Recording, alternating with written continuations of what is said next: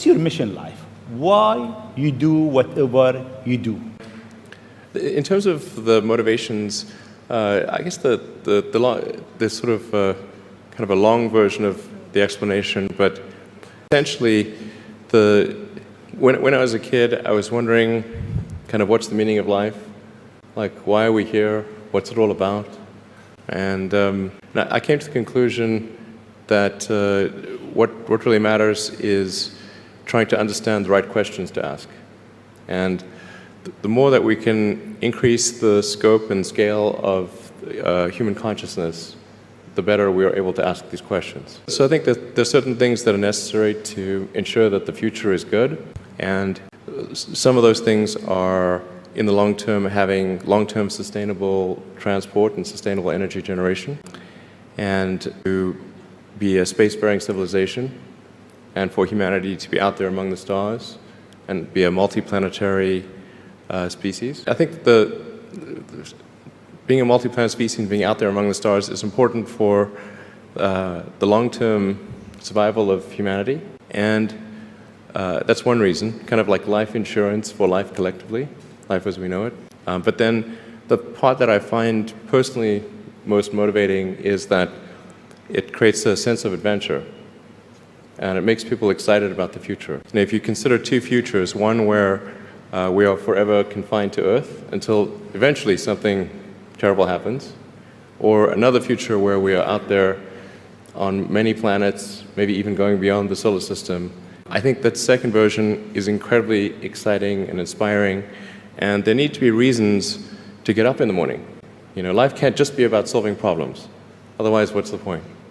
There's got to be things that people find inspiring and make life worth living. So what is life for you? I find as I get older, I find that question to be maybe more and more confusing or troubling or uncertain. I think particularly when you see the advancement of something like video games. You know, like say 40 years ago, you had video games. The most advanced video game would be like Pong, where you had like two rectangles and a dot. That was a pretty fun game at the time. But now you can see a video game that's photorealistic, almost photorealistic, and millions of people playing simultaneously. And you see where things are going with virtual reality and augmented reality. And if you extrapolate that out into the future with any rate of progress at all, like even % or something like that a year, then eventually those games will be indistinguishable from reality. They'll be so realistic, you will not be able to tell the difference between that game and the reality as we know it. And then it seems like, well, how do we know that that didn't happen in the past? And that we're not in one of those games ourselves? I mean, yeah, particularly like things seem to be accelerating to something. How life will be in Earth 20, 30, 50 years from now? Our education, our transport. Well, I think this is one of those things that's quite difficult to predict. I mean, the first controlled powered flight was 1903 with the Wright brothers. And then 66 years later, we put the first people on the moon. I mean, if you'd ask people, say in 1900, what are the odds of man landing on the moon, they would have said, that's ridiculous. And if you try to talk to them about the internet, they would not even know what the heck what are you even talking about? Like, this sounds so crazy. But today, it's basically free. Free to have an instant visual communication with anyone, or even with millions of people. You know, with social media, you can communicate to millions of people simultaneously. So, and you can Google something and ask any question. It would have been incredibly difficult to predict these things in the past, even the relatively recent past. So, I think the one thing that we can be quite certain of is that any predictions we make today for what the future will be like in 50 years will be wrong. I mean, I think directionally, I can tell you what I hope the future has, as opposed to maybe what it will be, because this may just be wishful thinking. I mean, I hope we are out there on Mars and maybe beyond Mars, the moons of Jupiter. I hope we're traveling frequently throughout the solar system, perhaps preparing for missions to nearby star systems. I think all of this is possible within 50 years. It will be very unusual for cars to be built that are not fully autonomous. 10 years. 10 years from now. Yeah. I think almost all cars built will be capable of full autonomy in about 10 years. As it is, the Tesla cars that are made today have the sensor system necessary for full autonomy, and we think probably enough compute power to be safer than a person, and other manufacturers will follow and do the same thing. So getting in a car will be like getting in an elevator. You just tell it where you want to go, and it takes you there with extreme levels of safety. Now you just get in, you press the button, and that's taken for granted. But deep artificial intelligence, or what is sometimes called artificial general intelligence, where you could have AI that is much smarter than the smartest human on Earth. This, I think, is a dangerous situation. Why is it? Imagine you're very confident that we were going to be visited by super intelligent aliens in, let's say, 10 years or 20 years at the most. Super intelligent. Do you think there is other intelligent life outside the Earth? Probable, but I think this is one of the great questions in physics and philosophy, is where are the aliens? Maybe they're among us, I don't know. Some people think I'm an alien. Not true, not true. Maybe we are alien. Of course I'd say that, Maybe wouldn't we I? are alien, Ellen. Eve Maybe. and Adam came from somewhere else to Earth. So in a way, human being alien to this land. Do you think we'll make contact with alien within the next 50 years? If there are super intelligent aliens out there, they're probably already observing us. That would seem quite likely, and we just are not smart enough to realize it. Even without exceeding the speed of light, even if you're only moving at, say, 10 or 20% of the speed of light, you could populate the entire galaxy in, let's say, 10 million years. Maybe 20 million years max. This is nothing, in the grand scheme of things. Once you said you want to die on Mars. Why? I don't want to die on Mars. It's like, we're all going to die someday. And if you're going to pick some place to die, then why not Mars? Okay. If we're born on Earth, why not die on Mars? Seems like maybe it'd be kind of exciting. But so I think given the choice of dying on Earth or dying on Mars, I'd say, yeah, sure, I'll die on Mars. But it's not some kind of Mars death wish. What is the new disturbing thing that will come in technology next? What's next in technology that will disturb the way we live, the way we think, the way we do business? The most near-term impact from a technological standpoint is autonomous cars, like fully self-driving cars. This is the largest global government summit. We have over 139 government here. If you want to advise government official to be ready for the future, what is three advice you'll give them?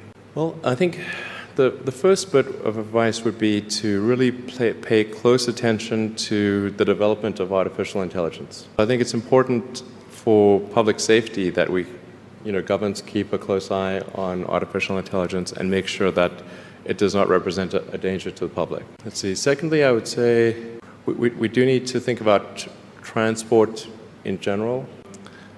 And there's the movement towards electric vehicles, sustainable transport. I think that's going to be good for many reasons, but again, not something that happens immediately. That'll happen slower than the self-driving vehicles. So thinking about that in context, the demand for electricity will increase dramatically. So currently, in terms of total energy usage in the world, it's about 1/3 electricity, about 1/3 transport, about 1/3 heating. So it's going to be very important to think about how do you make so much more electricity. And then I think maybe these things do play into each other a little bit, but what to do about mass unemployment? This is going to be a massive social challenge. So it means that unemployed people will be paid across the globe. Yeah. Because there is no job, robot is taking over. There will be fewer and fewer jobs that a robot cannot do better. That's simply and I want to be clear that these are not things that I wish would happen. These are simply things that I think probably will happen. And I think some kind of a universal basic income is going to be necessary. Now, the output of goods and services will be extremely high. So with automation, there will come abundance. There will be almost everything will get very cheap. That's a much harder problem to deal with. I do think that there's a potential path here, which is, and we're really getting into science fiction or sort of advanced science stuff, but having some sort of merger with biological intelligence and machine intelligence. To some degree, we are already a cyborg. You think of like the digital tools that you have, your phone, your computer, the applications that you have, like the fact that, as I was mentioning earlier, you can ask a question and instantly get an answer from Google or from other things. And so you already have a digital tertiary layer. I say tertiary because you can think of the limbic system, kind of the animal brain or the primal brain, and then the cortex, kind of the thinking, planning part of the brain, and then your digital self as a third layer. So you already have that, and it's like if somebody dies, their digital ghost is still around. All of their emails and the pictures that they posted and the social media, that still lives, even if they died. So over time, I think we'll probably see a closer merger of biological intelligence and digital intelligence. And it's mostly about the bandwidth, the speed of the connection between your brain and the digital extension of yourself. Particularly output. And output, if anything, is getting worse. We used to have like keyboards that we'd use a lot. Now we do most of our input through our thumbs on a phone. And that's just very slow. A computer can communicate at 1 trillion bits per second, but your thumb can maybe do, 10 bits per second or 100 if you're being generous. How do you come with this idea, actually? Sometimes they're pushing the human limit. You are always pushing the human limit. Why? I think about what technology solution is necessary in order to achieve the particular goal, and then try to make as much progress in that direction as possible. So in the case of spaceflight, the critical breakthrough that's necessary in spaceflight is rapid and complete reusability of rockets, just as we have for aircraft. You can imagine that if an aircraft was single use, almost no one would fly. Because you can buy, like say, a 747 might be $250 million, $300 million, or something like that. You'd need 2 of them for a round trip. But nobody's going to pay millions of dollars per ticket to fly, to do air travel. But because you can reuse the aircraft tens of thousands of times, the air travel becomes much more affordable. And the same is true of rockets. So our rocket costs $60 million. So the capital cost, if it can be used once, is $60 million. But the capital cost, if it can be used 1,000 times, is $60,000. So then if you can carry a lot of people per flight, then you can get the cost of space flight to be something not far from the cost of air flight. So it's extremely fundamental. Because Earth's gravity well is quite deep, the difficulty of making a rocket reusable is much greater than the difficulty of making an aircraft reusable. And that's why a fully reusable rocket has never been developed thus far. But if you use the most advanced materials, most advanced design techniques, and you get everything just right, then I'm confident that you can do a fully reusable rocket. Fortunately, if Earth's gravity was even 10% stronger, I would say it would be impossible. You need a team around you to deliver a lot of ideas. How do you choose your team? Based on what? When I interview somebody, my interview question is always the same. What do you ask? I said, tell me the story of your life and the decisions that you made along the way and why you made them. And that question, I think, is very important because the people that really solved the problem, they know exactly how they solved it. They know the little details. And the people that pretended to solve the problem, they can maybe go one level and then they get stuck. So what was your biggest challenge in life? Well, no, there's a lot of them. I'm trying to decide which is, which is the ones? worst. I think just thinking about how to spend time. One of the biggest challenges, I think, is making sure you have a corrective feedback loop, and then maintaining that corrective feedback loop over time, even when people want to tell you exactly what you want to hear. Okay. That's very difficult. I'll ask you just one last question, Sure. if you allow me. If you have an advice to them, young people globally who want to be like Elon Musk, what's your advice to them? Yeah, it's not as much fun being me as you'd think. I don't know. There's definitely, it could be worse for sure, but I'm not sure I want to be me.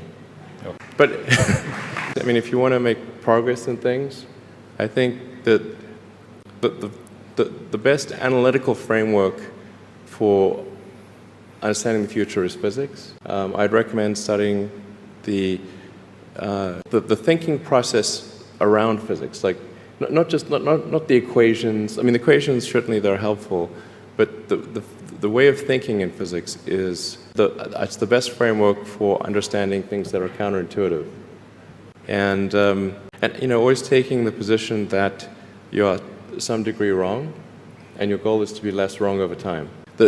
I think one of the biggest mistakes people generally make, and I'm guilty of it too, is wishful thinking. Like you want something to be true, even if it isn't true. And so you ignore the things that, you ignore the real truth because of what you want to be true. And like I said, it's certainly one that I find myself in having problems with.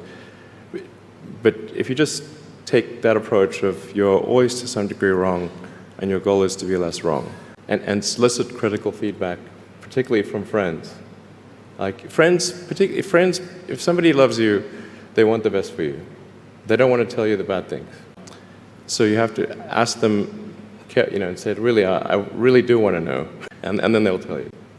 Thank you very much. Thanks for having me.